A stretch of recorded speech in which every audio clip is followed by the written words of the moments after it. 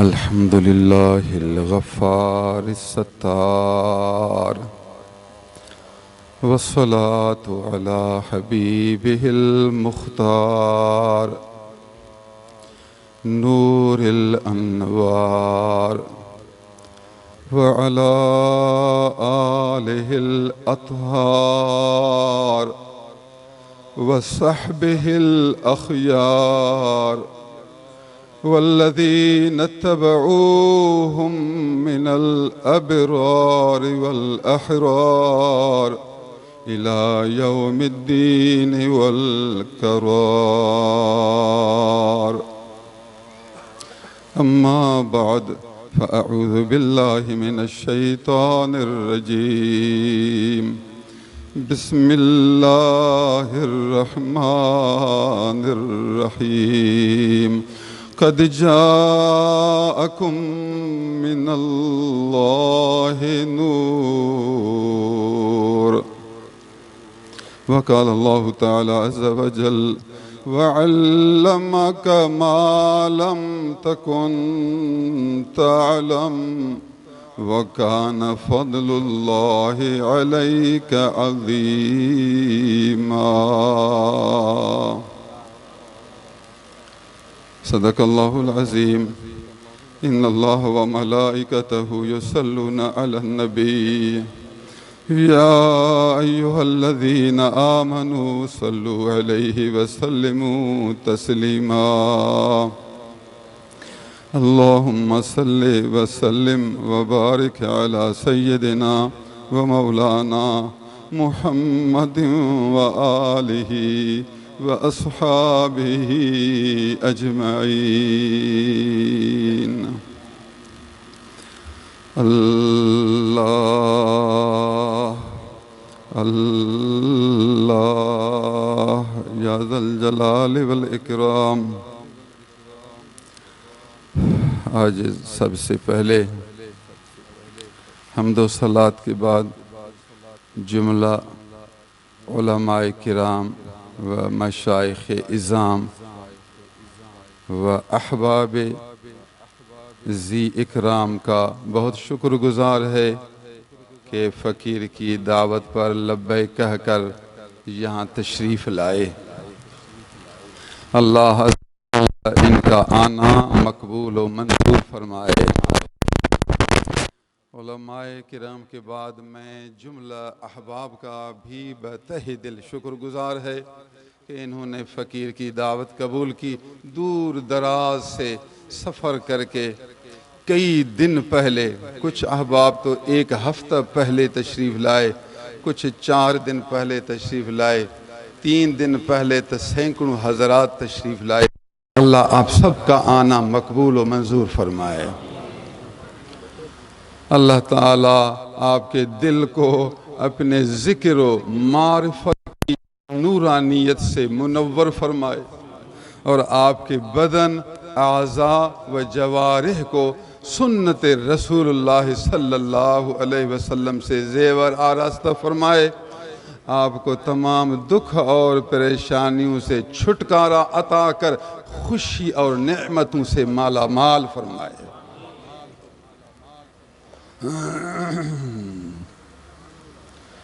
اللہ سبحان اللہ. میں نے آپ کی خدمت میں آج 2 آیتیں پڑھی ہیں. ان دونوں آیتوں میں اللہ تعالیٰ عز و جل نے اپنے حبیب کریم کی تعریف کی ہے. فرمایا کہ یہ میرے محبوب کس صفت سے متصف ہیں. آپ اس کو جانتے ہیں کہ یہ کس قسم کے پیارے محبوب خدا ہیں. اللہ تعریف کرے، پھر قرآن اس کی صفت بیان کرے، قرآن مجید اس کی مدح و ثنا کرے. سبحان اللہ. اللہ. میرا عموماً مقصود تو اصلاح ہوتی ہے، میں اصلاح کی باتیں بھی کروں گا، لیکن چونکہ آج یہ محفل میلاد النبی ہے تو میں محبوب کی شان بھی بیان کروں گا. اللہ عز و جل نے اپنے محبوب کو مخاطب کر کے ارشاد فرمایا وَعَلَّمَكَ،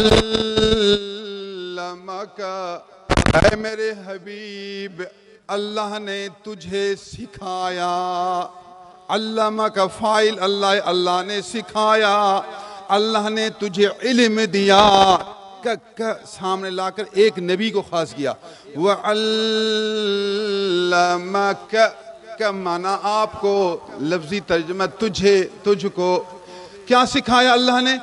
ما جو کچھ، ما لم تعلم جو آپ نے پہلے نہیں پہچانا، جو کچھ نہیں پہچانا اللہ نے آپ کو وہ سب کچھ سکھا دیا، وہ سب کچھ آپ کو، ان سب کا آپ کو علم دے دیا۔ پہلے آپ کو مثلاً ان کا پتہ نہیں تھا، اور اللہ کے دینے کے بعد آپ کو ہر چیز کا پتہ چل گیا۔ کمال ہے، اللہ دینے والا ہے، علم دینے والا ہے، اور علم سب سے بڑی دولت ہے۔ اللہ علم دینے والا ہے اور آپ کو علم دیا ہے، اور اتنا دیا ہے جس کو ہم لفظ عام سے تعبیر کریں گے۔ ماں کا لفظ عام ہے عربی میں، جو کچھ ہونا ہے ہر چیز اللہ نے آپ کو علم دے دیا۔ ابھی آپ کو کچھ حدیثیں سنا رہا ہوں۔ حضور صلی اللہ علیہ وسلم سن 8 ہجری میں مدینہ شریف سے مکہ المکرمہ کی طرف فتح مکہ کو فتح کرنے کے لیے روانہ ہونے کا ارادہ کیا، تیاری کرتے رہے۔ تو ایک صحابی جس کے بچے مکہ شریف میں تھے، اس کا مال مکہ میں تھا، اس نے سمجھا حضور تو ضرور فتح یاب ہوں گے، حضور تو ضرور کامیاب ہوں گے، مکہ شریف کو فتح کریں گے۔ اگر آج میں مکے والوں کو کچھ بات بتاؤں گا تو مکے والوں پر احسان ہوگا، وہ میرے بیوی بچے اور مال کی صحیح حفاظت کریں گے۔ ہے تو اس کی غلطی، لیکن اس نے یہی سوچا، یہی سوچا، یہی ارادہ کیا۔ خط لکھا، ایک خاتون مکہ سے آئی تھی، پوشیدہ چھپ کر اس خاتون کو خط دیا اور کہا مکہ کے فلاں سردار کو دینا، اس کو آپ دیں گے تو میری طرف سے احسان ہوگا، اور مجھے امید ہے میرے بچوں سے بھلائی کریں گے، بس دنوی لحاظ سے مفاد ملے گا، لیکن اللہ تعالیٰ جو چاہے گا اپنے محبوب کے ہاتھ سے وہ کر کے دکھائے گا۔ حضور چاہتے تھے کہ ہمارے استیاری اس جانے مکہ پہنچنے کی ان کو خبر نہ ہو، چونکہ پوشیدہ اور چھپ کر جانے میں قوت ہوتی ہے، وہ بے خبر ہوں گے تو ہم زیادہ کام کر سکیں گے۔ خاتون روانہ ہو گئی، خط روانہ ہوا۔ تھوڑی دیر کے بعد حضور صلی اللہ علیہ وسلم نے حضرت علی کو بلایا، علی ادھر آؤ، اور 3 صحابہ اور بھی ہیں جن کا نام بخاری شریف میں موجود ہے۔ اے علی، ایک خاتون مکہ المکرمہ جا رہی ہے، اس خاتون کے پاس ایک خط ہے، اس نے خط کو چھپا کر رکھا ہے، آپ جائیں، آپ روضہ خاخ میں اس کو ملیں گے، گھوڑے پر جائیں، 3 صحابیوں کے ہمراہ جائیں، چلتے رہیں گے، روضہ خاخ جگہ کا نام ہے، وہاں آپ کو خاتون ملے گی، اس کے پاس خط موجود ہے، خط لے کر مجھے پہنچا دیں گے۔ یہ واقعہ بخاری شریف میں ہے۔ حضرت علی رضی اللہ تعالیٰ عنہ 3 صحابہ کرام کے ساتھ گھوڑے پر سوار ہو کر روانہ ہوئے، تیزی سے جا رہے ہیں۔ چلتے چلتے جب مقام روضہ خاخ کو پہنچ گئے تو وہ خاتون مل گئی، جس طرح حضور نے ارشاد فرمایا کہ آپ کو وہ خاتون روضہ خاخ میں ملے گی، جس طرح آپ نے فرمایا اسی طرح وہ خاتون اسی جگہ مل گئی۔ آپ سوچیں حضور کو کیسے پتا چلا کہ حضرت علی گھوڑے پر جائیں گے، اس اسپیڈ پر جائیں گے، اور خاتون کی اسپیڈ رفتار یہ ہوگی، اور یہ دونوں سفر کرتے رہیں گے، علی ان کو روضہ خاخ میں ملیں گے۔ یہ حضور صلی اللہ علیہ وسلم کے علم کی طاقت ہے، آپ کے دل کے روشنائی کی طاقت ہے، اللہ نے جو اس کو عطا کیا اس کا یہ نتیجہ اور ثمرہ ہے۔ حضور صلی اللہ علیہ وسلم حضرت علی کے گھوڑے کی اسپیڈ کو بھی جانتے ہیں، اور عورت کی اونٹنی کی رفتار کی مقدار اور طاقت کو بھی جانتے ہیں، اور اس جگہ کو بھی جانتے ہیں، سب کچھ بتایا، فرمایا علی اس سے خط لے کر یہاں پہنچائیں گے، یہ کام آپ کا ہے اور یہ کام ضرور کرنا ہے۔ حضرت علی پہنچ گئے، عورت کو کہا کہ خط دو، آپ کے پاس خط ہے؟ اس نے کہا میرے پاس خط تو نہیں۔ کہاں ہے خط؟ خط نہیں۔ اس نے کہا تیرے پاس خط ہے دو، زیادہ اپنے آپ کو پریشان نہ کرو۔ اس نے کہا تلاش کرو، تلاش کرو، میرے پاس کچھ بھی نہیں۔ ہاں جی، تھیلے کو تلاش کیا، اونٹنی کو تلاش کیا، کجاوے کو تلاش کیا، نیچے تلاش کیا، اوپر تلاش، جیبوں کو تلاش کیا، جو کچھ تھا، جو کچھ سمجھ میں آ رہا تھا، سب کچھ تلاش کیا۔ اتنا تلاش کیا کہ نظر کچھ نہیں آیا۔ کچھ ساتھیوں کو وسوسہ آیا کہ اس کے پاس خط تو ہے نہیں، اب واپس جائیں، کیا کریں؟ حضرت علی کی محبت دیکھو، حضرت علی کی عقیدت دیکھو۔ فرمایا جو کچھ بھی ہو اس خاتون کے پاس ضرور خط موجود ہے، خاتون ضرور خط دے دے گی، ورنہ حضرت علی ایک بال کے برابر بھی پیچھے نہیں ہٹے گا، نہیں ہوگا کچھ۔ خاتون مجھے نبی کے فرمان پر جو الصادق صفت سے متصف ہیں، یقین ہے آپ کے پاس خط ضرور ہے، میں کبھی پیچھے نہیں جاؤں گا، خط دے ورنہ تجھے پکڑ کر نبی کی خدمت میں پہنچاتا ہوں۔ ایسا نہیں کہ آپ کو آگے چھوڑوں، آگے نہیں چھوڑوں گا، تجھے اپنے ساتھ لے جانا ہے۔ خط آپ کے پاس ہے، ابھی خود نکال کر دو، آپ نے کہاں خط چھپایا؟ خاتون جب سخت مجبور ہو گئی، اب کوئی چارہ نہیں کہ یہ مجھے چھوڑیں گے نہیں، پیچھے نہیں جائیں گے، تو مجبور ہو کر اس نے اپنے بال کے گیسو کھولے، جو عورتیں بالوں کو باندھتی ہیں، بالوں کو کھولا، بالوں کی جڑ سے خط کر نکال کر دیا۔ حضرت علی نے فرمایا سبحان اللہ، میرے محبوب نے جو کچھ فرمایا سچ ہو کر ظاہر ہوا۔ یہ ہے رسول اللہ صلی اللہ علیہ وسلم، جس کے بارے میں اللہ عز و جل نے فرمایا وَعَلَّمَكَ مَا لَمْ تَكُنْ تَعْلَمْ۔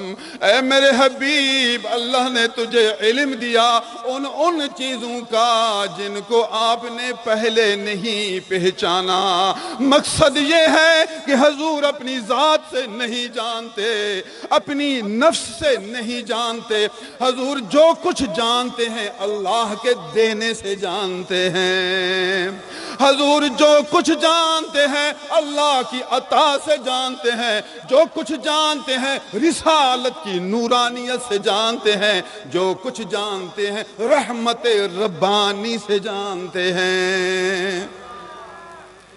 انبیاء کو جو کچھ ملا اللہ کی طرف سے ملا۔ یہ جو غیب کا علم رکھتے ہیں، جان رکھتے ہیں، پہچان رکھتے ہیں، یہ اس کے دینے سے رکھتے ہیں، اپنی ذات سے نہیں رکھتے۔ اللہ علم رکھتا ہے ذاتی اپنی ذات سے، کسی کے دینے سے خدا نہیں جانتا، اللہ اپنی ذات سے جانتا ہے، اور اللہ کے پیغمبر اللہ کے دینے سے جانتے ہیں۔ تو فرق ہے، اللہ کا علم ذاتی ہے اور نبیوں کا علم عطائی ہے۔ ذاتی علم اور ہے، عطائی علم اور ہے، ان دونوں میں آسمان زمین سے بھی زیادہ فرق ہے۔ تو برابر نہیں، شرک نہیں ہوگا۔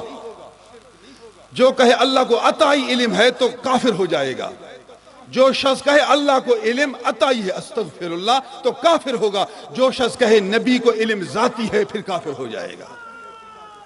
جو شخص یہ عقیدہ رکھے کہ نبی کو علم ذاتی ہے تو کافر ہوگا، جو شخص یہ عقیدہ رکھے اللہ کو علم عطائی ہے تو کافر ہوگا۔ اللہ کا علم ذاتی ہے، نبی کا علم عطائی ہے۔ اللہ کا علم ذاتی کہنا ایمان ہے، نبی کا علم عطائی یہ ایمان ہے۔ وَعَلَّمَكَ مَا لَمْ تَكُنْ تعلم۔ اے میرے حبیب، اللہ نے تجھے علم دیا ان چیزوں کا جن کو تو نے پہلے نہیں پہچانا۔ وَكَانَ فَضْلُ اللَّهِ عَلَيْكَ عَظِيمًا۔ اے میرے حبیب، آپ پر اللہ کا فضل بہت زیادہ ہے، بہت بڑا ہے۔ جو کچھ تھا اللہ نے سارا آپ کو سمجھا دیا۔ سب سے بڑی دولت تو علم ہے، اگر کسی کو زیادہ علم دیا جائے تو سمجھو اس کو بڑا کمال ملا۔ علم سے آپ تعریف کریں، اس کے بعد اتنا زیادہ علم ہے، جتنا علم زیادہ ہوگا اتنا مقام اور درجہ بلند ہوگا۔ اللہ نے اپنے محبوب کے کی تعریف کی تو علم سے تعریف کی. فرمایا محبوبہ اللہ کا فضل آپ پر بہت زیادہ ہے, دیکھو اللہ نے آپ کو ہر چیز کا علم دے دیا. اللہ سبحان اللہ العظیم و بحمدہ. واہ علی تیری محبت, واہ علی تیری عقیدت, واہ علی تیرے یقین کی طاقت کہ نبی کا جو لفظ زبان سے نکلا ہے وہ سچا ہے, عورت جھوٹی ہے. اگر ہم خط نہیں دیکھتے یہ ہماری غلطی ہے, مگر خط ضرور ہے کیونکہ نبی نے فرمایا اس کے پاس خط ہے, خط لے کر آؤ.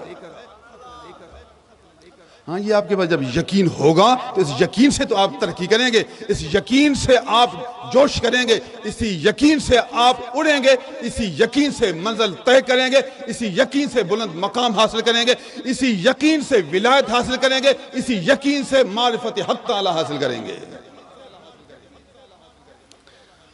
اللہ سبحان اللہ العظیم و بحمدہ. آپ کو ایک حدیث سنائی, یہ حدیث مبارک اس آیت مبارکہ کی تفسیر ہے, شرح ہے, اس کی ایک دلیل ہے.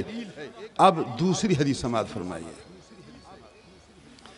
حضور سرتاپا نور, حبیب رب غفور, فیض گنجور, نور علی نور, صلی اللہ علیہ وسلم مکہ المکرمہ سے مدینہ شریف کی طرف ہجرت کر رہے ہیں. ہجرت کفار مکہ نے اعلان دیا جو آدمی نعوذ باللہ محمد بن عبداللہ کو زندہ لے کر آئے یا اس کو قتل کر کے اس کا سر ہمیں پہنچائے, ہم اس کو 100 اونٹ انعام دے دیں گے. اعلان تھا مکہ والوں کا. تو جو بڑے شاہ سوار تھے, بہادر تھے, جری تھے, طاقتور تھے, کام والے تھے, وہ پھر رہے تھے کہ کہیں یہ آدمی ہاتھ آئے اور 100 اونٹ انعام ملیں. کسی آدمی نے جا کر سراقہ بن مالک کو کہا کہ سراقہ میں نے چند آدمی فلاں راستہ سے دیکھے, مجھے لگتا ہے کہ وہی ہیں جن کے بارے میں انعام ہے. سراقہ نے کہا بتا نشانیاں بتا. اس نے کچھ نشانیاں بتائیں. سراقہ نے کہا ہاں وہی ہیں وہی. سراقہ گھوڑے پر سوار ہوا, دھو ادھر. حضرت ابو بکر صدیق رضی اللہ تعالیٰ عنہ روایت کرتے ہیں کہ حضور صلی اللہ علیہ وسلم راستہ میں قرآن مجید تلاوت کرتے چل رہے تھے. اپنی اونٹنی پر تھے مگر اللہ کے ذکر میں مصروف تھے. اونٹنی پر تھے مگر قرآن پڑھتے تھے. اونٹنی پر تھے مگر اپنے رب سے مناجات کرتے رہتے تھے. اور میں کبھی دائیں دیکھتا, کبھی بائیں دیکھتا, کبھی پیچھے دیکھتا, کوئی دشمن نہ آ جائے. میں حضور کی حفاظت میں مشغول تھا, حضور کی باڈی گارڈ ہونے کا فریضہ سر انجام دے رہا تھا. میں حضور کی خدمت میں گرفتار تھا اور حضور اپنے رب کے ذکر میں سرشار تھے. سفر جاری تھا. اللہ سبحان اللہ. دیکھا ایک آدمی نظر آیا, گھوڑے پر سوار ہے, اس کے پاس ہتھیار بھی ہے. قریب آیا, دیکھا تو یہ سراقہ بن مالک ہے. حضور صلی اللہ علیہ وسلم کی خدمت میں عرض کی, یا رسول اللہ سراقہ بن مالک قریب آ گئے ہیں اور ہمارے دشمن ہیں اور بڑے جری آدمی ہیں, بڑے کار کن آدمی ہیں, پھر اللہ سے دعا مانگو یا جو آپ کا حکم ہو. آپ نے فرمایا ابو بکر غم نہ کریں, اللہ ہمارا مددگار ہے, غم کی ضرورت نہیں. سراقہ جب قریب آیا تو حضور صلی اللہ علیہ وسلم نے اپنی توجہ فرمائی, اندر سے دعا کی تو سراقہ کا گھوڑا سارا چاروں پاؤں سینے تک زمین میں دھنس گیا. پورا گھوڑا زمین کے اندر دھنس گیا. سراقہ بہت پریشان. قصہ طویل ہے, مختلف روایت میں مختلف طریقے ہیں. میں آپ کو صرف حدیث کا مقصود اور مضمون پیش خدمت کر رہا ہوں. پریشان ہوا سراقہ, کیا ہوا؟ اللہ سبحان اللہ. آواز دی میری خطا ہے. سمجھ گیا کہ انہوں نے بددعا کی ہے, ان کی وجہ سے گھوڑا دھنس گیا. مجھے توبہ ہے, معافی چاہتا ہوں, دعا کرو میں اس تکلیف سے نجات پذیر ہو جاؤں. حضور نے فرمایا ہم نے معاف کر دی, اللہ اس کو بچا دے. گھوڑا باہر نکل آیا تو شیطان نے پھر اس کے دل میں ڈالا شاید یہ اتفاقاً ہوا ہے, اچانک مفاجاتاً ویسے ایسے ہو گیا ہے, اس لیے دوبارہ حملہ کرنے کا ارادہ کیا. پھر گھوڑا دھنس گیا. پھر اس نے معافی مانگی. حضور صلی اللہ علیہ وسلم نے فرمایا اے سراقہ میں اللہ کا سچا پیغمبر ہوں، اللہ میرا محافظ ہے، اگر تو قریب آئے گا تو اللہ تجھے پکڑ لے گا، تیرے گھوڑے کو بھی زمین میں دھنسا دے گا، زیادہ زور دے گا تو بھی دھنس جائے گا، مجھے اللہ تعالی حفاظت کرے گا، کوئی مجھ پر حملہ نہیں کر سکے گا۔ اللہ سبحان اللہ۔ سراقہ نے معافی مانگی اور اقرار کیا حضور میں آئندہ واپس جاؤں گا، سب کو بتاؤں گا کہ اس راستہ میں کوئی نہیں ہے، کوئی نہ آئے، آپ تسلی سے مدینہ جائیں، میں سب کو واپس کروں گا، کوئی آپ کا پیچھا بھی نہیں کرے گا۔ حضور نے فرمایا اے سراقہ ایک بات آپ کو بتاتا ہوں، میری یہ بات یاد رکھنا، یہ بات کل پوری ہو جائے گی، سمجھنا محمد اللہ کے پیغمبر ہیں۔ آپ صلی اللہ علیہ وسلم نے سراقہ کو بات بتائی، فرمایا ایک وقت آئے گا آپ مسجد نبوی میں ہوں گے، مسجد نبوی میں کسریٰ بادشاہ کے کنگن آئیں گے، کسریٰ کا ملک فتح ہوگا، میرا خلیفہ جہاد کرے گا، کسریٰ کا بادشاہ مر جائے گا، اس کا ملک فتح ہو جائے گا، پورا خزانہ مدینہ شریف پہنچ جائے گا، تو بھی مسجد نبوی میں بیٹھا ہوگا، میرا خلیفہ تجھے بلائے گا اور کہے گا اے سراقہ ادھر آ جا، کسریٰ کے کنگر تیرے بازو میں ڈالے گا، سمجھ لینا کہ محمد اللہ کے پیغمبر ہیں، یہاں بیٹھ کر بعد کی باتوں کو بھی جانتے ہیں اور سراقہ کی حالت کو بھی جانتے ہیں، مسجد نبوی میں بیٹھنے کو بھی جانتے ہیں، مسجد نبوی میں خلیفہ کا ان کے ہاتھوں میں کنگن ڈالنے کو بھی دیکھتے ہیں اور پہلے بتا دیتے ہیں اللہ نے مجھے بتایا اور میں نے تجھے بتایا، جب یہ بات پوری ہو جائے سمجھ لینا محمد رسول اللہ ہیں، محمد خاتم النبیین ہیں، محمد رحمت للعالمین ہیں۔ سراقہ حیران تھے، کمال ہے، عجیب بات ہے۔ حضور نے اس کو یہ بات اس لیے بتائی تاکہ پتہ چلے نبوت کی دلالت، نبوت کی گواہی، نبوت کے لیے دلیل پیش کرنا حق ہے، معجزہ بیان کرنا حق ہے، یہ آپ کا معجزہ ہے، یہ اللہ نے اس کو کمال دیا، یہ سب معجزے ہی معجزے ہیں حضور کے۔ اللہ سبحان اللہ۔ سراقہ ایک دن مسلمان ہوا، چلتے چلتے پھر مسلمان ہوا۔ اللہ تعالیٰ جس کو چاہتا ہے پھر سارے راستے بناتا ہے۔ مسلمان ہونے کے بعد حضرت عمر فاروق اعظم کا زمانہ آیا، پوری بات اس نے چھپا دی ہے، فرمایا میرے پیغمبر نے مجھے یہ بات کہی تھی، میں دیکھتا ہوں کہ یہ بات پوری ہوتی ہے کہ نہیں ہوتی، ہے تو یقین بات پوری ہوگی لیکن کیسے پوری ہوگی میں اس کو دیکھتا ہوں، پھر دنیا کو بتاتا رہوں گا کہ محبوب نے یوں فرمایا تھا، میں نے آنکھوں سے وہ دیکھ لیا۔ ایک دن میں مسجد نبوی میں مدینہ المنورہ میں موجود ہوں، جماعت موجود ہے، خلیفہ امیر المومنین سیدنا عمر بن خطاب رضی اللہ تعالیٰ عنہ منبر پر جلوہ فروز ہیں، اسی دوران لشکر آیا، قافلہ پہنچ گیا، قافلہ نے بتایا حضور کسریٰ کا ملک فتح ہوا ہے اور بادشاہ کا ذاتی استعمال والا زیور ہمارے پاس ہے، ہم چاہتے ہیں کہ زیور مسجد نبوی میں پہنچائیں اور لوگ دیکھ لیں کہ نبی کا کمال یہ ہے کہ ان کے خلیفے اسلام کو عام کر رہے ہیں، غیر مسلمین ان کے سامنے شکست کھاتے ہیں، اسلام کا بول بالا ہوا، اسلام کا نام اجالا ہوا اور کافروں کا نام کالا ہوا۔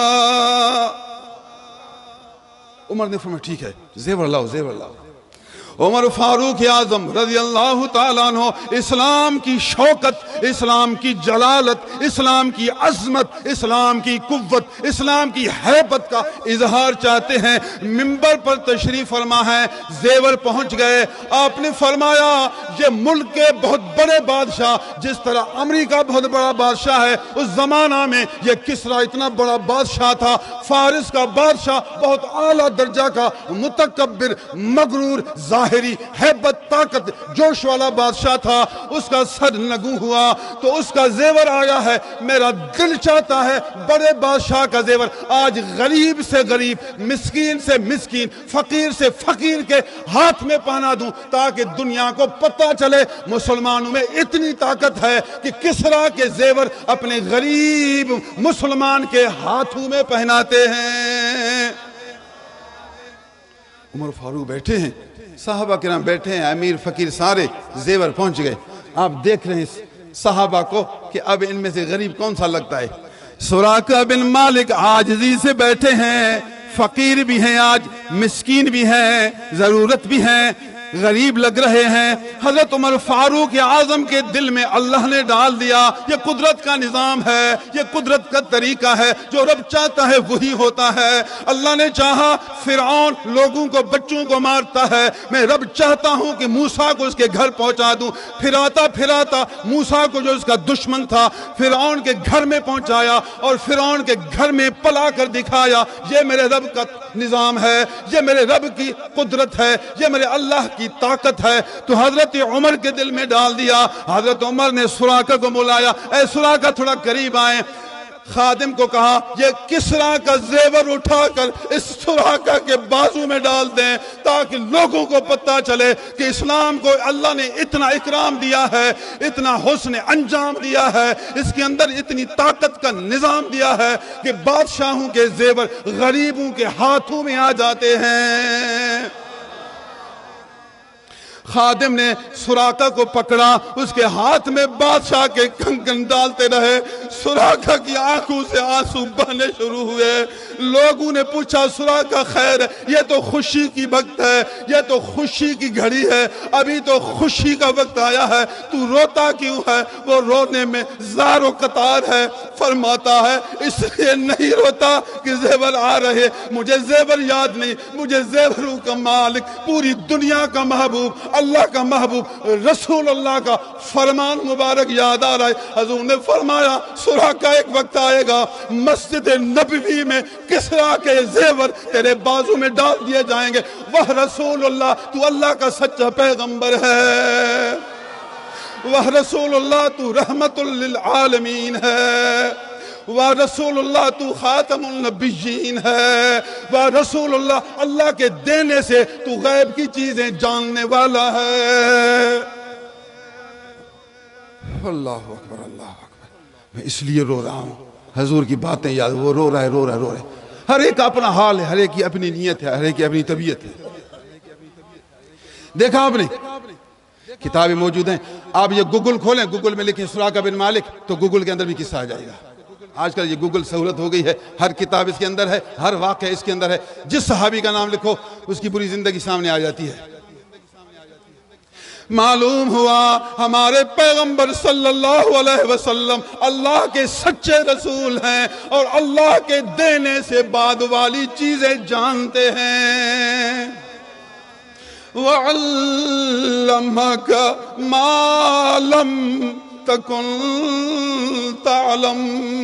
اللہ نے تجھے علم دیا، ان چیزوں کا علم دیا جن کو تو نے پہلے نہیں پہچانا. پہلے نہیں پہچانا، اللہ نے تجھے پہچان والا بنایا. اللہ اکبر. میں آپ کو دعوت دیتا ہوں اس رسول اللہ صلی اللہ علیہ وسلم کا دامن مضبوطی سے تھامیں، جاہلیت کے رسوم توڑ دیں، خلاف شرع تمام کام ختم کر دیں. آپ کی صورت نبوی ہونی چاہیے، آپ کی سیرت نبوی ہونی چاہیے، آپ کی عبادت نبوی ہونی چاہیے، آپ کی معاشرت نبوی ہونی چاہیے، آپ کی ساری زندگی نبوی ہونی چاہیے. جو آدمی آپ کو دیکھے اس کو رسول اللہ یاد آئے، جو آپ کو دیکھے اس کو مدینے کا طریقہ یاد آ جائے، جو آپ کو دیکھے اس کو اسلام یاد آ جائے. اللہ اکبر. تیری شادی شریعت کے موافق ہو، شادی میں ڈھول نہیں بجائیں گے، شادی میں خلاف شرع رسومات نہیں کریں گے، شادی میں بدعات سب ختم کریں گے. آپ کی شادی شریعت کے مطابق ہونی چاہیے، بلا وجہ فضول خرچی نہیں کریں گے، بلا وجہ غلط لوگوں کو نہیں کھلائیں گے، شادی شریعت کے موافق سر انجام دیں گے. رسول اللہ خوش ہو جائیں گے، آپ کو دل میں نور مل جائے گا، سرور مل جائے گا، قیامت کے دن جنت مل جائے گی. اللہ اکبر، اللہ اکبر. آپ کی غمی شریعت کے موافق ہونی چاہیے. حضور کے زمانے میں اگر کوئی آدمی مرتا تھا جاہلیت میں، اسلام سے پہلے، پھر عورتیں پیٹتی تھیں، ان کی عادت تھی، مدینہ کے جوہلا کا رسم و رواج پیٹتی تھی، پھر کرائے پر عورتیں پیٹنے والی ملتی تھی، کرائے پر، جس پر روئے کوئی تو پتہ چلے کہ یہ اچھا آدمی تھا، عزت والا تھا، بڑا تھا، اب کوئی روئے گا جو نہیں تو پھر کیسے پتہ چلے؟ پھر کرائے پر عورتیں بلاتے تھے پیسہ دے کر، پھر وہ عورت پھر روتی تھی، ان کو اٹکل تھا رونے کا۔ عربی میں اس کو کہتے ہیں نیاحہ، یہ امر جاہلیہ ہے، حضور اس کی سخت منع فرماتے تھے، اس کے خلاف تقریر کرتے تھے، عورتوں کے تقریروں کو سمجھاتے تھے، اے بی بی صاحب آواز سے نہیں رونا، کبھی نہیں پیٹنا۔ من ضرب الخدود وشق الجیوب ودعا بدعوى الجاہلیہ فلیس منا، رواہ البخاری۔ جو آدمی اپنے سینے کو دھکا مارے، مرد مارے یا عورت مارے، اپنے سینے کو دھکا مارے،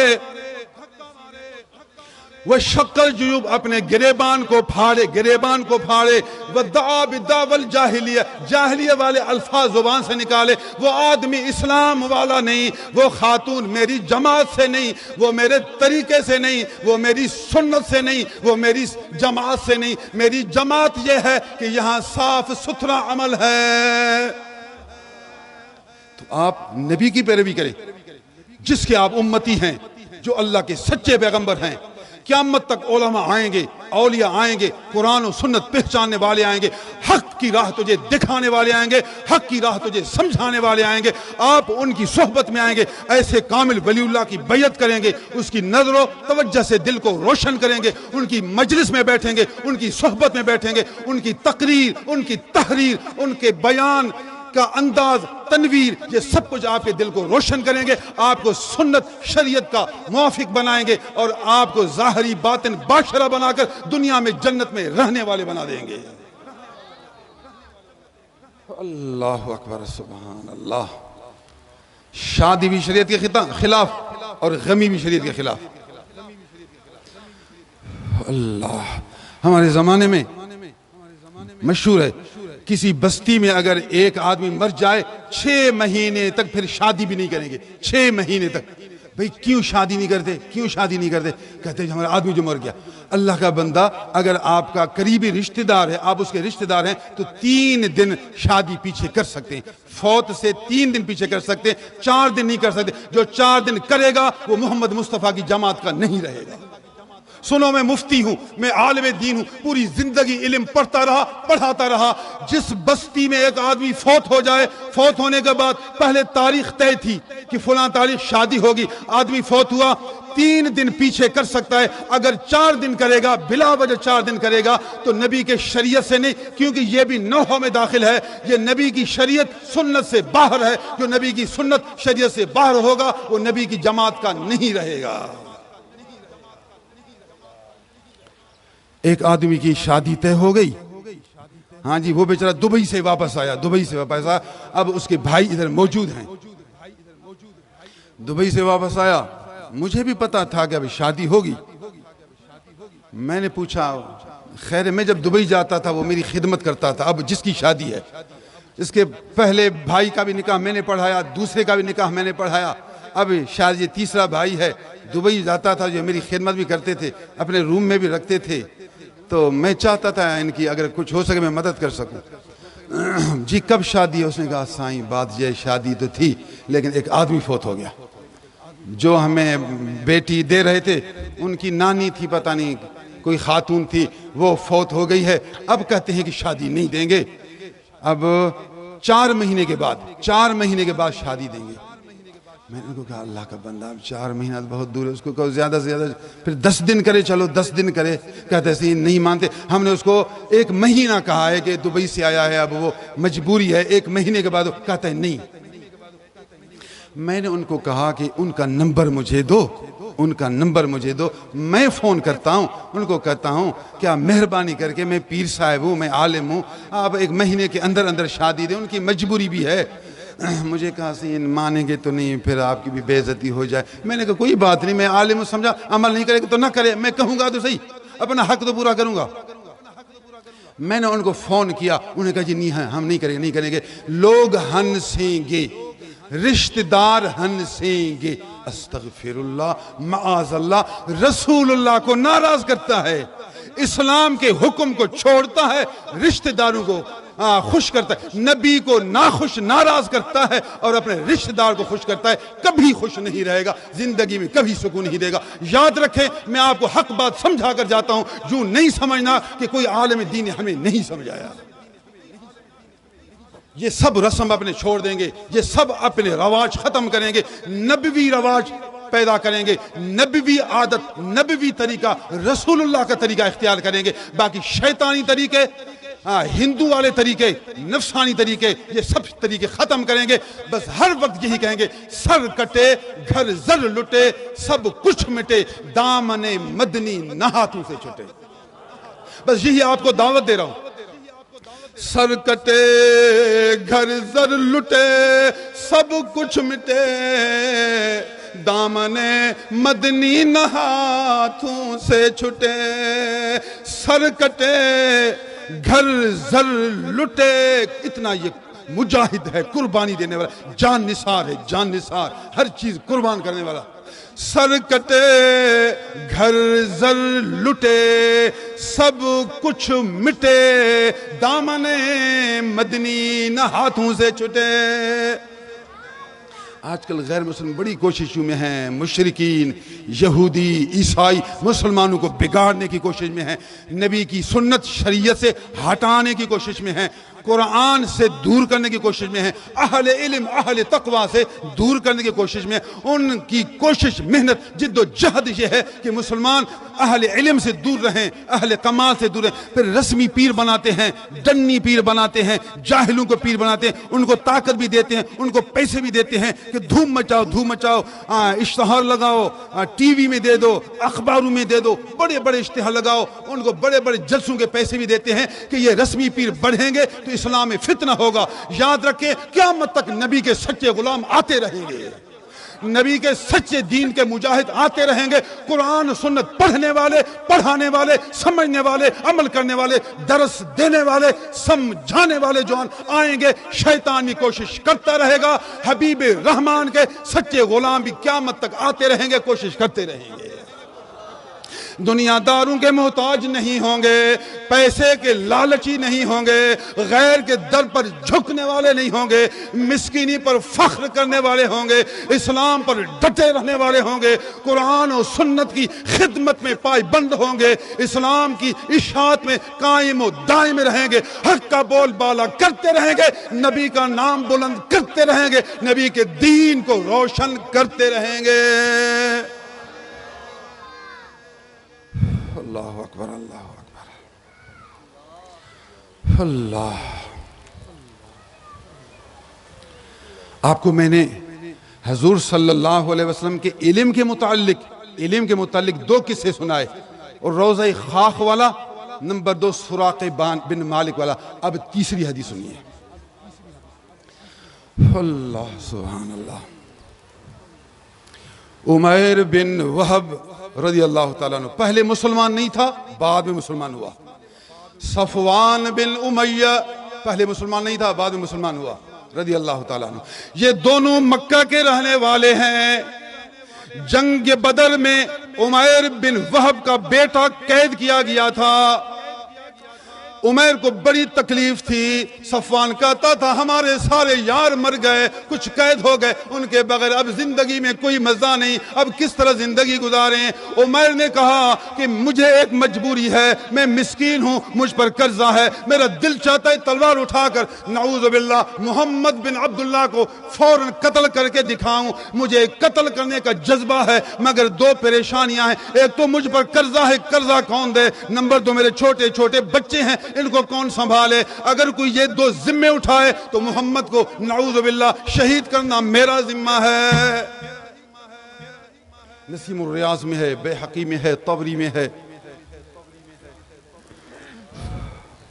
صفوان بن امیہ نے کہا، یہ اس کا چچا زاد بھائی ہے، کہ غم نہ کریں، آپ اس بڑے کام کو سر انجام دیں، سارا قرضہ میں ادا کروں گا، اللہ نے مجھے مالدار بنایا، دنیا دار بنایا، تیرا سارا قرضہ میں چکا دوں گا، تیرے بچوں کی اپنے بچوں کی طرح نگہبانی حفاظت کروں گا، آپ جائیں اور یہ کام سر انجام دے کر آئیں۔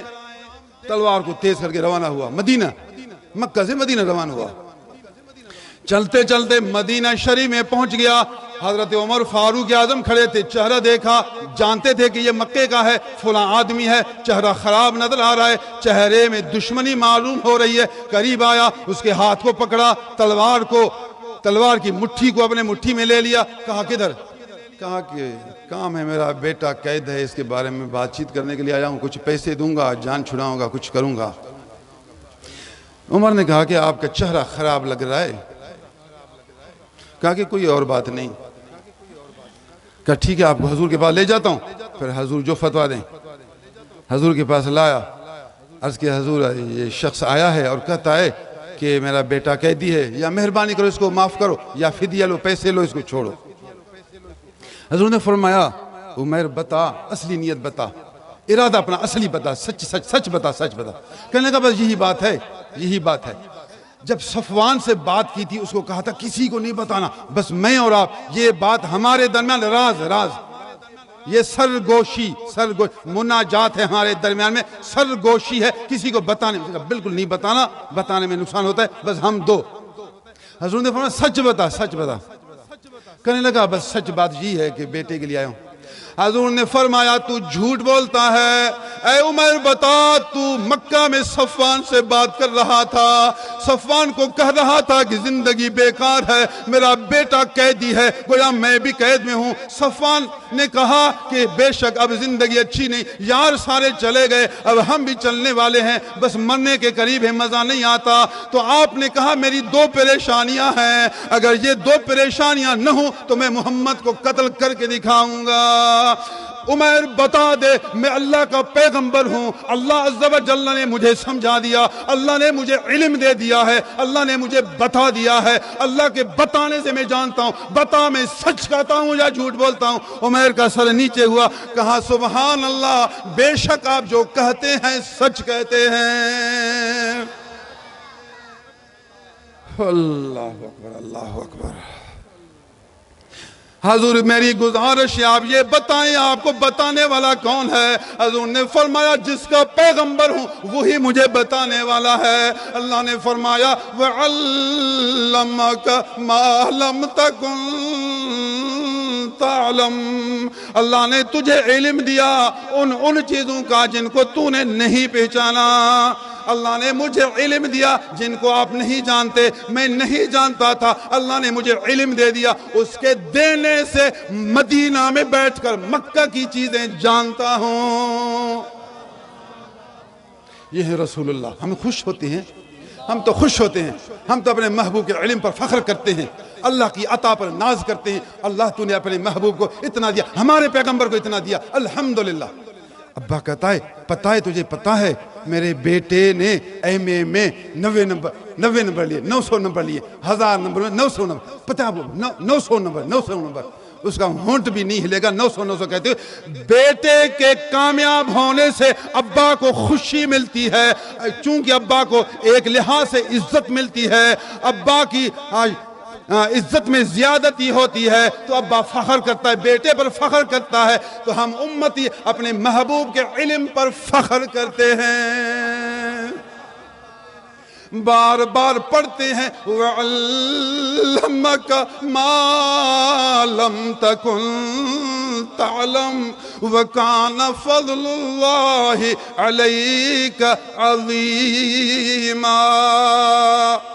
اللہ کا فضل آپ پر بہت زیادہ ہے، اللہ کا فضل ہے، اللہ جس پر فضل کرے تجھے کیوں پریشانی ہے؟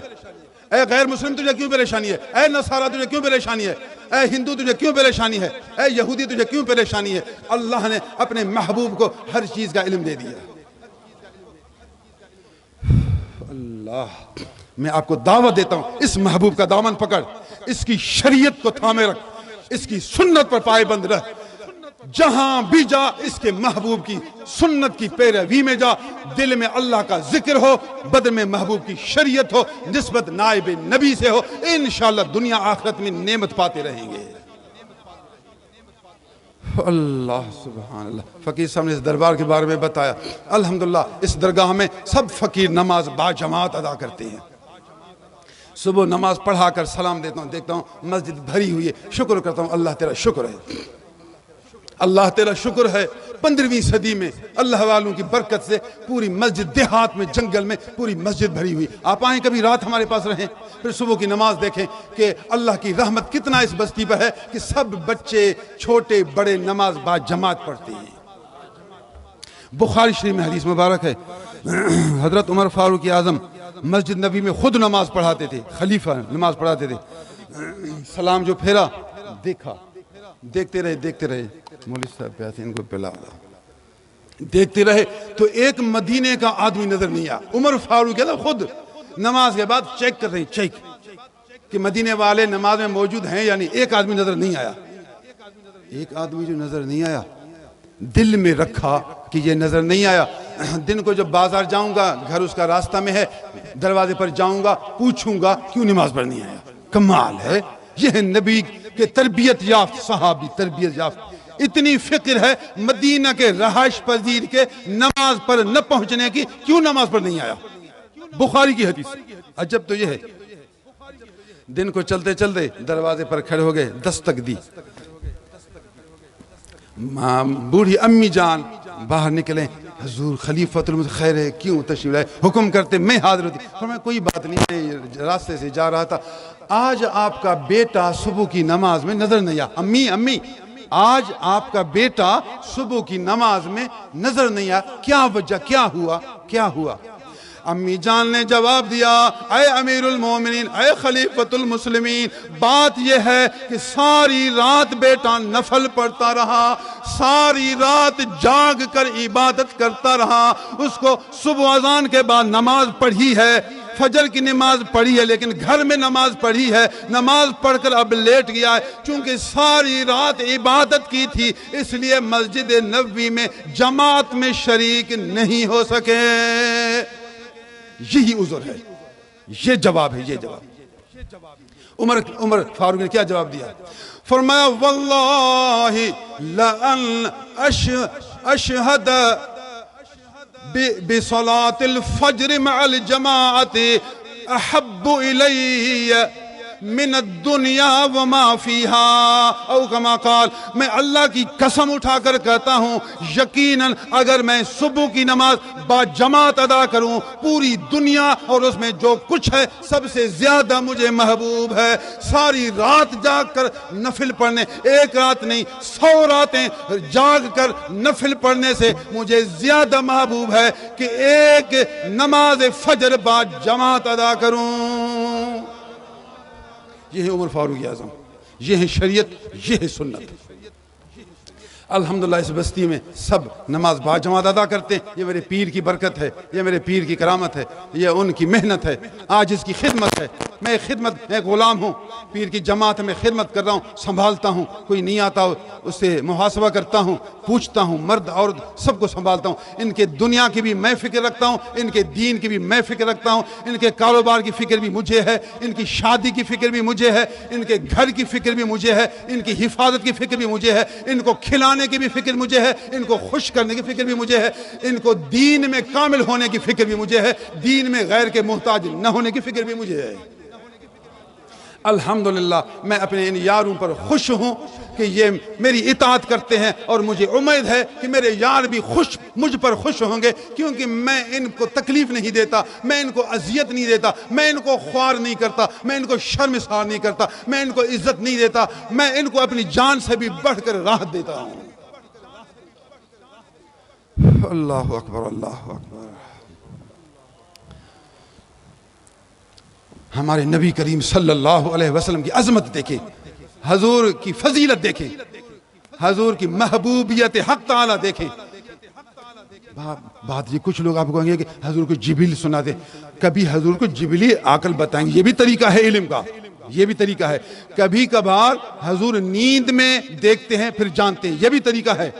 کبھی کبھار حضور اپنے دل کی آنکھوں سے دیکھ کر بھی جانتے ہیں.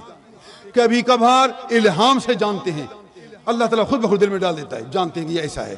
اور کبھی کبھار بصیرت سے جانتے ہیں, کبھی کبھار فراست سے جانتے ہیں. یہ سب اللہ کی عطا کے مظاہر ہیں.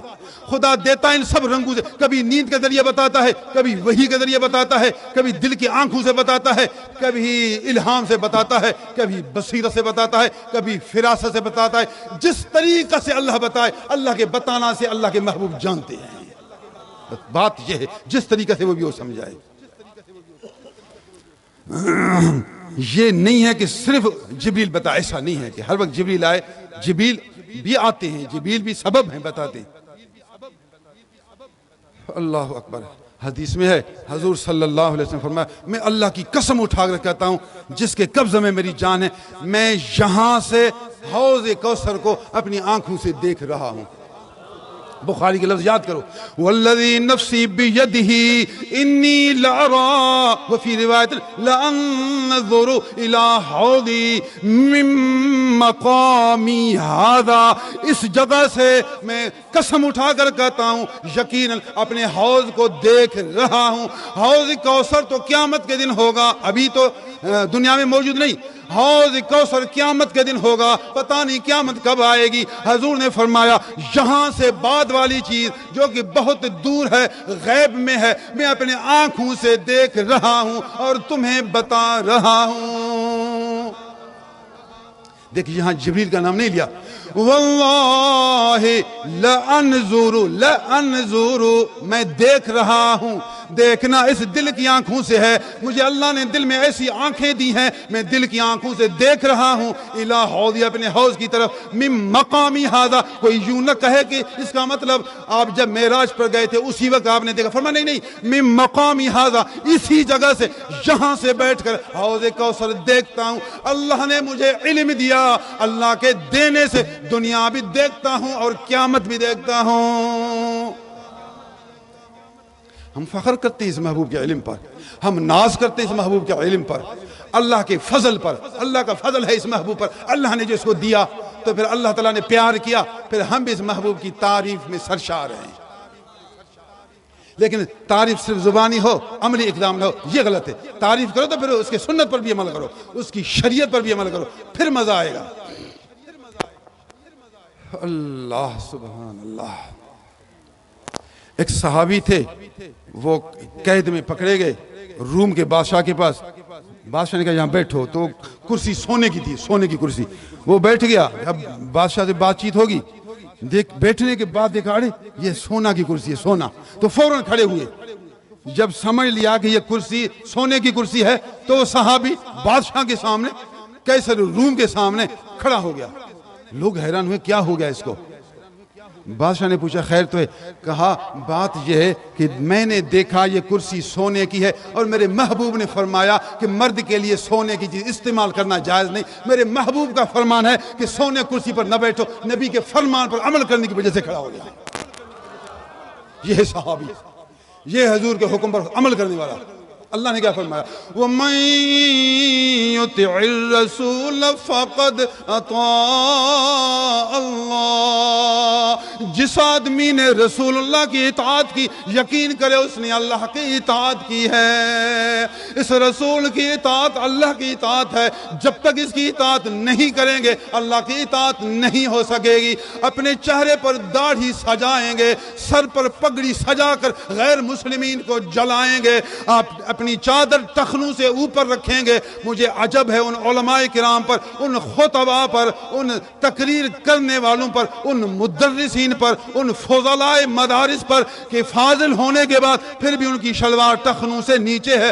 حضور صلی اللہ علیہ وسلم نے سختی سے منع فرمایا, اے صحابیو, کوئی بھی صحابی اور کوئی بھی میرا امتی اپنی چادر ٹخنوں سے نیچے نہ لٹکائے. جو نیچے لٹکائے گا وہ دوزخ میں ہے. جو نیچے لٹکائے گا اللہ تعالیٰ ناراض ہوگا, اپنا چہرہ اس سے ہٹائے گا. یہ ہمارے نبی کا فرمان ہے. حضور نے تو منع فرمایا کہ یہ کام نہیں کرنا, یہ کام نہیں کرنا. اے عالم دین کیا ہوا کہ آپ اس حدیث پر عمل نہیں کرتے؟ میں آپ کو کیا سمجھاؤں؟ ایک ایک بات سبحان اللہ، ایک ایک بات ہمیں تو عمل کرنا ہے، ہمیں تو عمل کرنا ہے۔ نبی کی کوئی بھی سنت ہو آپ ہی اس پر عمل کریں گے۔ اگر مستحب ہے تو آپ کو اختیار کریں گے تو درجہ بڑھے گا، نہ کریں گے گناہ تو نہیں۔ یہاں تو گناہ بھی ہے، مکروہ تحریمی ہے۔ حضور نے نوحہ سے منع فرمایا۔ جو پیچھے میں نے باتیں بیان کی یہ سب حرام کی لسٹ ہیں، ناجائز ہونے کی لسٹ ہیں۔ ایک اور بات آپ کو بتاؤں، ہمارے زمانے میں غصہ بیوی پر آتا ہے، کہتے ہیں طلاق طلاق طلاق، بس عادت ہوگی۔ استغفر اللہ۔ آج آپ کو میں سمجھا رہا ہوں کہ بیوی کو اگر مجبوراً طلاق دینا پڑے تو ایک دفعہ طلاق دیں گے، اگر آپ 3 دفعہ طلاق دیں گے تو گنہگار ہوں گے، اللہ تعالیٰ ناراض ہو جائے گا۔ ایک تو خدا ناراض ہوگا، گناہ ہے، گناہ مکروہ تحریمی ہے۔ طلاق 3 ایک جگہ دینا مکروہ تحریمی ہے، حضور ناراض ہوتے ہیں۔ خبردار یوں نہ سمجھو، وضو کا طریقہ بھی سیکھنا پڑتا ہے، نماز کا طریقہ لوگوں کو پتہ نہیں، یہ سمجھتے ہیں شاید طلاق دینے کے لیے 3 دفعہ کہو پھر طلاق آتی ہے۔ دیہات ان کو کسی نے بتایا نہیں، آج میں آپ کو بتا رہا ہوں۔ لوگ شاید سمجھتے ہیں ایک دفعہ سے طلاق نہیں آتی، طلاق دینے کا طریقہ بھی یہ بیچارے بے خبر ہیں، بے خبری میں 3 طلاق دیتے ہیں۔ مولوی کہتا ہے یہ 3 طلاق ہوگا، بیوی ختم ہوگی، پھر پریشان ہوتے ہیں، ادھر ادھر پھرتے رہتے ہیں۔ سمجھنا کبھی بیوی کو 3 طلاق نہیں دینا، اگر طلاق دینے کا ارادہ ہے تو 1 دفعہ طلاق دینا، پھر جب عدت گزر جائے گی بیوی علیحدہ ہو جائے گی، بیوی جانے اس کا کام جانے، آپ جانے آپ کا کام جانے۔ 1 دفعہ طلاق دو، عدت گزرنے کے بعد بالکل فارغ ہو جائے گی۔ 2 طلاق بھی نہ دیں، 3 طلاق بھی نہ دیں۔ اگر 3 طلاق ایک جگہ دیں گے تو گنہگار ہو جائیں گے، اگر طلاق دے دی تو بیوی بالکل آپ سے علیحدہ ہو گئی، اب دوبارہ نکاح بھی نہیں ہو سکے گا۔ بیوی کسی اور آدمی سے نکاح کرے، پھر اس کے قریب بھی ہو جائے، پھر وہ اپنے ارادہ سے طلاق دے، بالفعل وہاں سے طلاق ہو جائے، عورت پھر عدت گزار کر فارغ ہو جائے، پھر نکاح کریں تو نکاح ہو سکتا ہے۔ جب تک دوسری جگہ نکاح نہ کرے آپ نکاح بھی نہیں کر سکتے۔ یہ تب ہے جب آپ 3 طلاقیں دیں، تو 3 طلاقیں دینا گناہ بھی ہے اور آپ کے لیے دنیا میں پریشانی کا باعث بھی ہے۔ آج میں اپنے اس خانقاہ میں نائب نبی حضور کے در کے غلام عالم دین ہونے کا حق ادا کر رہا ہوں، آپ لوگوں کو سمجھا رہا ہوں۔ یہاں امیر پڑھے لکھے دیہاتی سب کچھ ہیں، آپ کو مسئلہ سمجھایا، کبھی 3 طلاقیں نہیں دینا، دنیا میں بھی پریشان ہوں گے، آخرت میں بھی پریشان ہوں گے۔ ہمارے زمانے میں پھر ایک دوسرا اٹکل لوگوں کا کیا ہے، کہتے ہیں طلاق دینے میں پھر پیسے یہ 10 روپے 3 نکالیں گے یا 3 روپے نکالیں گے، 1 روپیہ یہ دوسرا روپیہ تیسرا روپیہ، 3 دفعہ پھینکیں گے، پھر کہیں گے اس طرح طلاق ہوتی ہے۔ ان کو پتہ جو نہیں ہوتا، وہ کہتے ہیں طلاق ایسے ہوتی ہے۔ جب جھگڑا ہوتا ہے پھر ارادہ کرتے ہیں طلاق کا، پھر پتھر اٹھاتے ہیں 3، ایک پتھر، اے بی بی یہ 1 یہ 2، وہ پتھر بھی پھینکتا رہے گا شوہر، بے خبر نادان پتھر 1 2 3 پتھر پھینکا، کہا بس اب طلاق ہو گئی۔ بابا پتھر پھینکنے سے طلاق نہیں دی جاتی، روپیہ پھینکنے سے طلاق نہیں دی جاتی۔ طلاق دینے کا طریقہ زبان سے کرنا ہے، تجھے میری طرف سے طلاق، 1 دفعہ طلاق دی، طلاق ہو گئی۔ آسان کام کو مشکل بنا دیا، پتھروں کو ڈھونڈو، پیسوں کو ڈھونڈو اور بار بار طلاق کی طلاق۔ با علم ہو جاؤ، باخبر ہو جاؤ، شریعت سے واقف ہو جاؤ، بے خبر نہیں رہنا۔ یوں نہیں کہنا کہ کسی نے ہمیں نہیں بتایا، میں آپ کو سمجھا کر جا رہا ہوں۔ باقی اگر کوئی آدمی 3 پتھر پھینکے، زبان سے 1 دفعہ طلاق کہے تو 3 طلاق نہیں، 1 طلاق ہو جائے گی۔ پتھر پھینکنے کا اعتبار نہیں۔ ہاں پتھر پھینک دے طلاق، دوسرا پتھر پھینک دے پھر کہے طلاق، پھر تیسرے پتھر پھینک دے کہے طلاق، اب تو 3 طلاقیں ہو گئی۔ یہ تو زبان سے 3 طلاق، زبان سے 1 دفعہ کہے طلاق، لیکن روپے 3 دفعہ پھینکے یا پتھر 3 دفعہ پھینکے، پتھر پھینکنے کا اعتبار نہیں، کیونکہ اس کا شریعت میں کوئی کام ہی نہیں، وہ تو اسی نظام میں بھی نہیں، وہ تو حساب میں بھی نہیں، وہ کتاب میں بھی نہیں، وہ کسی کام کا نہیں۔ پتھر پھینکنا، روپیہ پھینکنا کسی کام کا نہیں۔ آپ کی زبان کا لفظ معتبر ہے، زبان سے 1 دفعہ طلاق دی، پتھر آپ 10 پھینکیں، طلاق 1 ہو جائے گی۔ خبردار ہو جائیں گے، اس مسئلے سے واقف ہو جائیں گے۔ اللہ اکبر اللہ اکبر۔ ہمارے زمانے میں ابھی ایک پنجاب سے میرے پاس فون آیا، صحیح شوہر فوت ہو گیا، پھر اس کی بیوی کو کہتے ہیں کہ شوہر کے پیچھے چل۔ وہ شوہر کے جنازے کو لے جا رہے ہیں، بیوی پیچھے جائے گی دروازے تک جب گئی اس کو کہیں گے بس آپ کی عدت پوری ہو گئی۔ شوہر کے جو پیچھے دروازے تک چلی گئی، استغفر اللہ، کہاں سے مسئلہ آیا یہ؟ خدا کا بندہ، کس نے آپ کو بتایا کہ عورت شوہر کے پیچھے دروازے تک جائے اس کی عدت پوری ہوگی؟ عدت پوری نہیں ہوئی۔ عورت پر شوہر فوت ہو جائے 4 مہینے 10 دن عدت ہے، وہ گھر میں بیٹھے گی، مقصد کیا؟ روٹی بھی پکائے، سالن پکائے، چائے پکائے، جھاڑو دے، کپڑے دھوئے، بچے کو پالے، دودھ دے، چلے پھرے، گھر کے اندر جو کچھ کرنا چاہتی ہے کرے، اعتکاف میں نہ بیٹھے کونے میں۔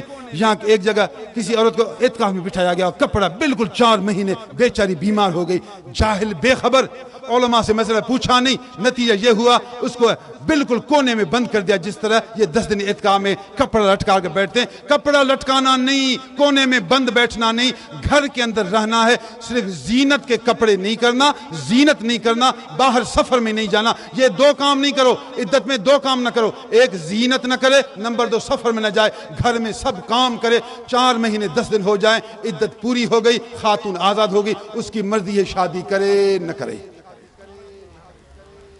اللہ اکبر، اللہ اکبر۔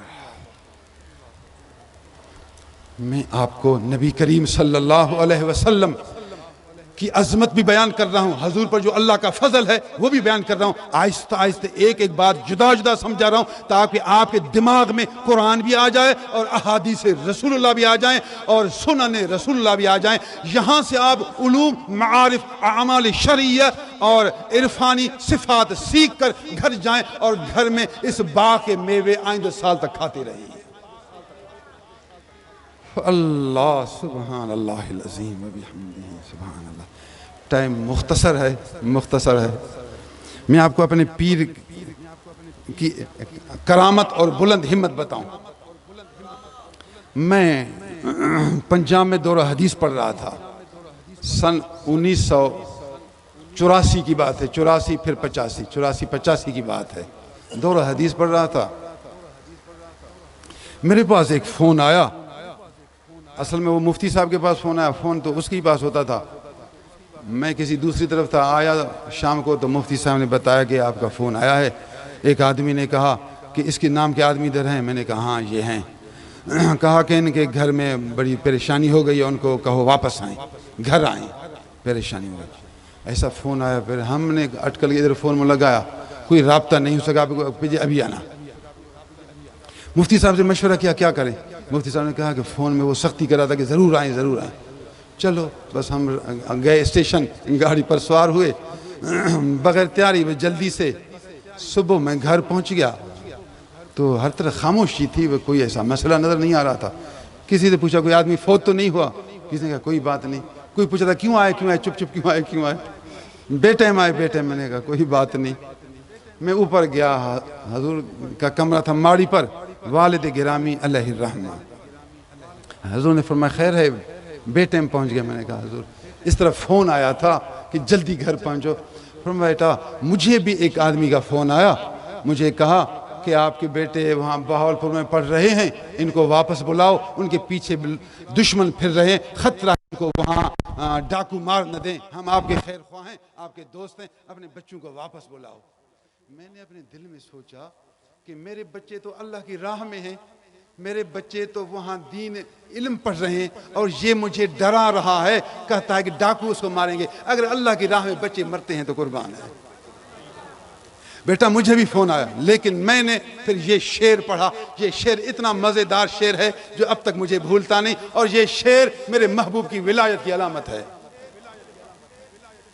ہست خداوند نگہدار من، ہست خداوند نگہدار من، حافظ من، ناصر من، یار من، اللہ عز و جل میرا نگہبان ہے، میرا حافظ میرا اللہ ہے، میرا ناصر میرا اللہ ہے، میرا مددگار میرا پروردگار ہے۔ میں نے تمہیں اللہ کے حوالے کیا، علم سے واپس نہیں کیا، مدرسہ سے واپس نہیں کیا، ان لوگوں نے مجھے بھی فون کیا اور تمہیں بھی فون کیا۔ بیٹا کوئی بات نہیں، اللہ تعالیٰ ہمارا حافظ ہے، 2-3 دن گزار کر دوبارہ بہاولپور جائیں، اللہ کی راہ میں دینی علم حاصل کرتے رہیں۔ میں چاہتا ہوں کہ آپ عالم دین بنیں، آپ قرآن و سنت کے ماہر بنیں، قرآن و سنت کی خدمت کرتے رہیں، قرآن و سنت کی اشاعت کر کے اسلام کا باغ تازہ بنا لیں۔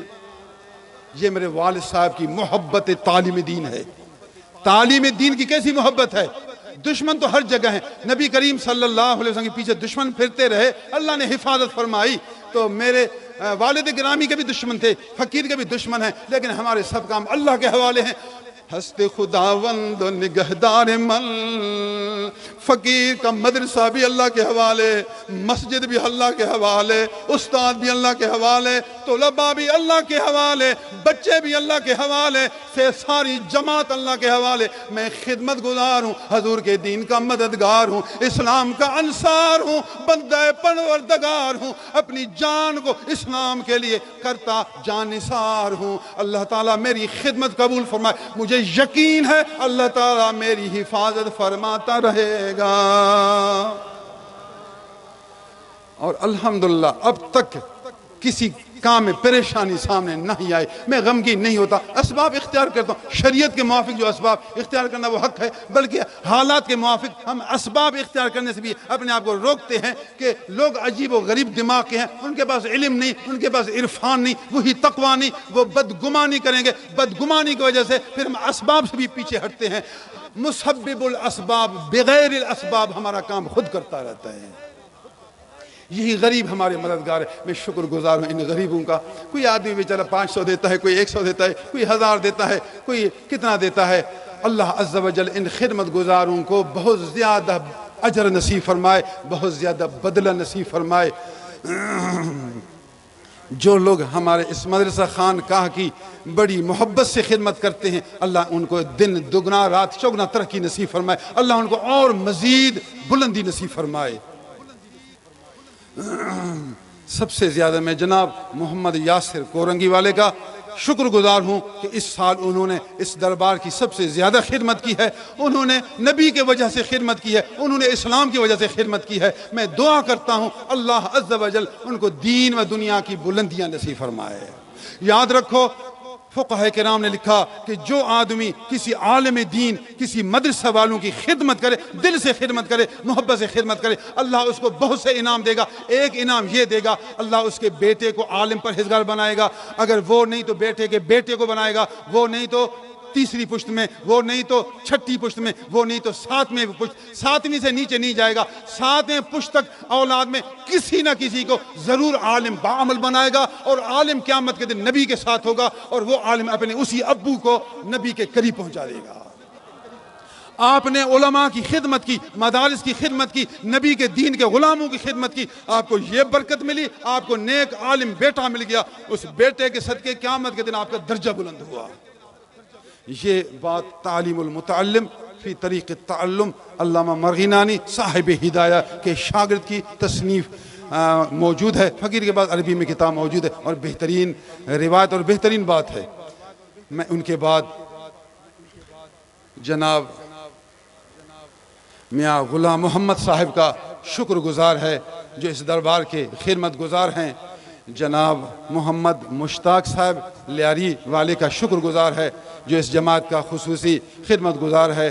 جناب محمد عرفان کا شکر گزار ہے جو انہوں نے محبت سے، سچائی سے، دل سے ہماری پورے سال میں گاہے بگاہے خدمت کرتے رہے۔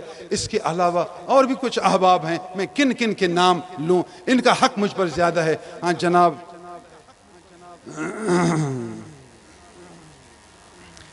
سلیم خادم حسین، حاجی محمد سلیم ولد خادم حسین، ان کا بھی میں شکر گزار ہوں۔ اس دربار سے کئی سال ان کے والد صاحب خدمت کرتے تھے، پھر وہ وفات پا گئے، ان کے بعد مسلسل اپنی زکوٰۃ سے کچھ حصہ اس مدرسہ میں شامل کرتے ہیں۔ یہ ان کی محبت ہے، صداقت ہے کہ اپنی زکوٰۃ کا کچھ حصہ اس مدرسہ میں شامل کرتے ہیں۔ اچھے علماء، اچھے مدارس کی آپ خدمت کریں گے، کون خدمت کرے؟ یہی طلباء کی خدمت آپ کریں گے، اسلام کی بھی خدمت ہے، غرباء کی بھی خدمت ہے۔ میں بھی خادم ہوں، آپ بھی خادم ہیں۔